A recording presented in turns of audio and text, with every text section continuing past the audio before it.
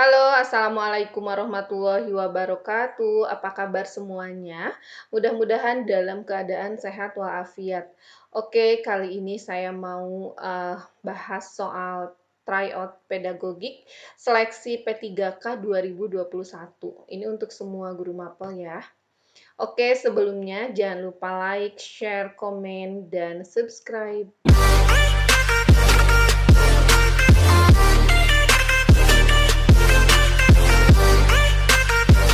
Nomor satu, ketika menggunakan model pembelajaran project-based learning dengan menugaskan peserta didiknya membuat karya dari sampah organik, ia merencanakan untuk menilai hasil karya peserta didik berdasarkan kegunaan, nilai jual, dan keindahan. Teknik penilaian apakah yang sebaiknya dilakukan? A. Penilaian praktik, B. Penilaian produk, C. Portofolio, D. Observasi, E. Lisan. Oke, jawabannya adalah B, penilaian produk.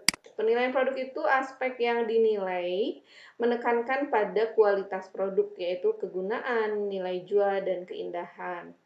Sementara yang A, itu aspek yang dinilai adalah kualitas proses mengerjakan atau melakukan suatu tugas, ya, kalau praktik. Kemudian yang portofolio adalah kumpulan karya terbaik menurut pendidik dan peserta didik dalam folder dokumen portofolio ya. Nah, observasi itu biasanya untuk menilai sikap ya. Ada menggunakan lembar observasi dan jurnal ya. Biasanya dilakukan oleh guru sebagai yang utama dan peserta didik atau antar teman penunjang ya. Kemudian ada tes lisan. Ini tes lisan tidak menilai kegunaan, nilai jual dan keindahan ya. Oke, selanjutnya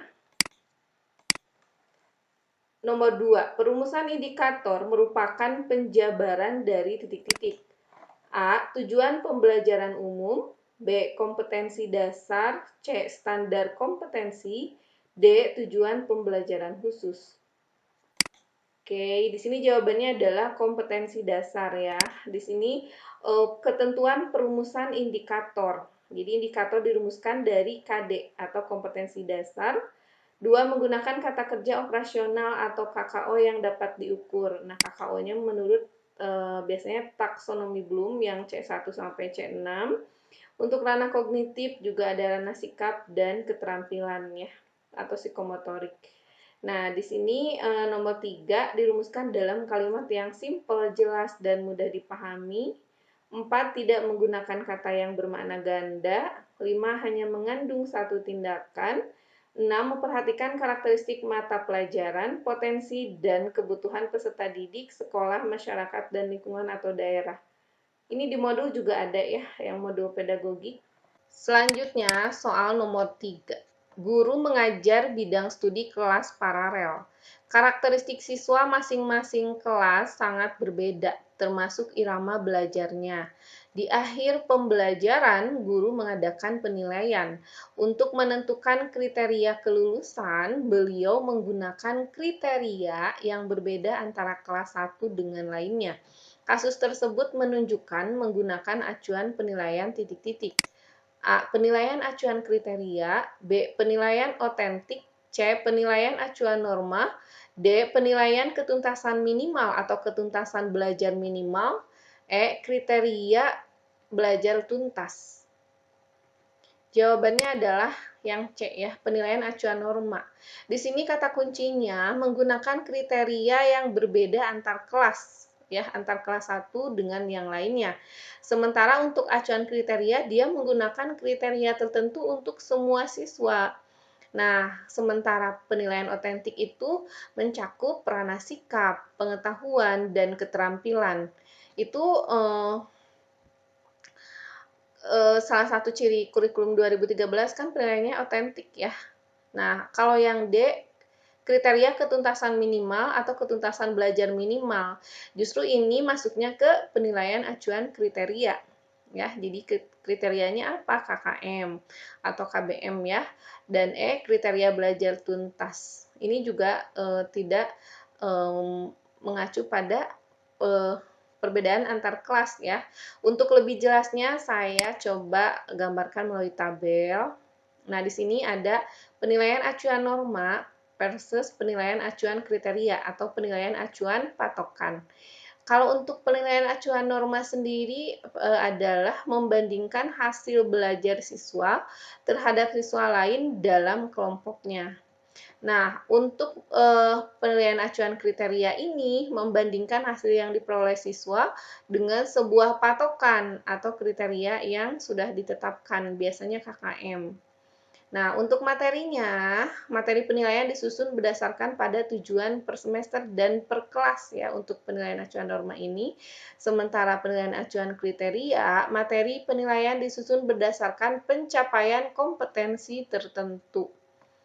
Untuk teknik ujian, nah kalau penilaian acuan norma itu cenderung menggunakan tes tertulis. Kalau penilaian acuan kriteria menggunakan berbagai teknik kayak self assessment, kan ada observasi untuk menilai sikap, portofolio dan sebagainya. Selanjutnya, soal nomor 4, salah satu faktor penunjang keberhasilan komunikasi yang efektif adalah faktor etos atau nilai-nilai pada diri komunikator. Secara teoritis, hal-hal apa sajakah yang dapat membangun etos guru sebagai komunikator dalam pembelajaran? A. Daya tarik dan kecerdasan. B. Kepercayaan dan daya tarik. C. Kepercayaan dan latar belakang budaya. D. Emosi dan intelektual. Oke, jawabannya adalah B. Kepercayaan dan daya tarik. Ini jelas ya, ada di modul halaman 96. Jadi etos itu dibangun oleh unsur kepercayaan atau credibility dan atraksi ya, attractiveness atau daya tarik. Jadi sudah jelas jawabannya yang B ya. Kemudian soal nomor 5, contoh kegiatan pada salah satu sintaks problem based learning dalam mengorganisasikan peserta didik untuk belajar adalah titik-titik. A. Peserta didik belajar mandiri dalam memecahkan masalah dan menjelaskan gagasannya di depan kelas. B. Peserta didik melakukan penyelidikan atau mencari data atau referensi atau sumber untuk bahan diskusi. C. Kelompok peserta didik mengamati dan memahami masalah yang disampaikan guru atau yang diperoleh dari bahan bacaan. D. Peserta didik berdiskusi dan membagi tugas untuk mencari data atau bahan-bahan atau alat yang dibutuhkan untuk menyelesaikan masalah. E. Kelompok peserta didik melakukan diskusi untuk menghasilkan solusi pemecahan masalah. Ini jawabannya, sintaks mengorganisasikan peserta didik. Jawabannya adalah D ya. Karena di sini ada aktivitas-aktivitas yang dilakukan guru dan aktivitas yang dilakukan siswa. Oke, yang A, ini ya jawabannya. Peserta didik berdiskusi dan membagi tugas untuk mencari data atau bahan alat yang diperlukan untuk menyelesaikan masalah. Di sini kata kuncinya mengorganisasikan. Peserta didik berdiskusi ya dan membagi tugas. Oke, untuk yang A ada belajar mandiri. Sebetulnya kan peserta didik dibimbing ya. Kemudian yang B penyelidikan. Nah, ini sudah jelas kata kuncinya. Kalau ada kata penyelidikan berarti membimbing penyelidikan ya. Yang C itu ada memahami masalah, mengamati dan memahami masalah itu dalam langkah kerja orientasi peserta didik pada masalah. Kemudian yang E itu ada menghasilkan solusi. Itu sintaksnya mengembangkan dan menyajikan hasil karya. Itu ya kata kuncinya. Di sini bisa dicari sama teman-teman, langkahnya banyak ya di Google juga. Oke, selanjutnya saya mau share tentang pembelajaran berbasis masalah versus pembelajaran berbasis proyek. Ini apa sih bedanya gitu ya? Kalau untuk pembelajaran berbasis masalah seperti yang barusan ada di soal ini ya, problem based learning.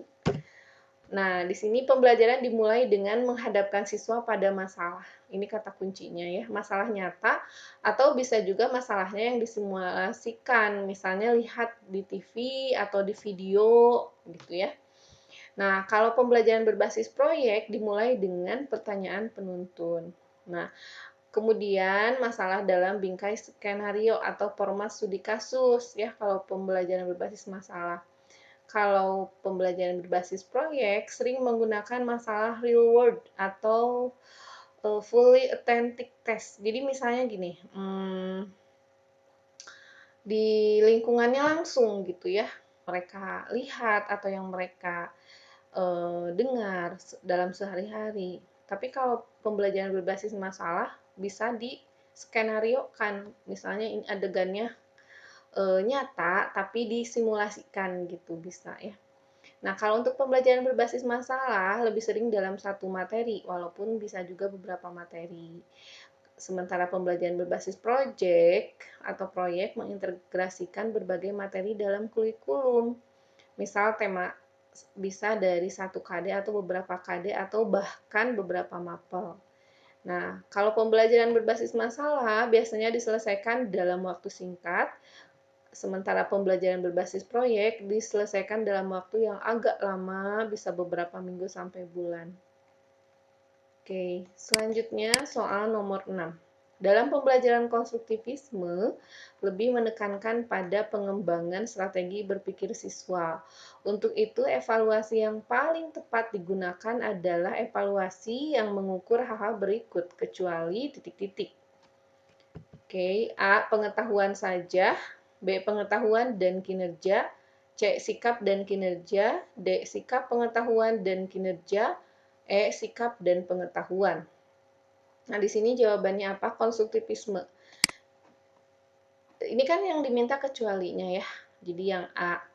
Kenapa? Karena konstruktivisme itu memang mencakup pengetahuan, sikap, dan kinerja.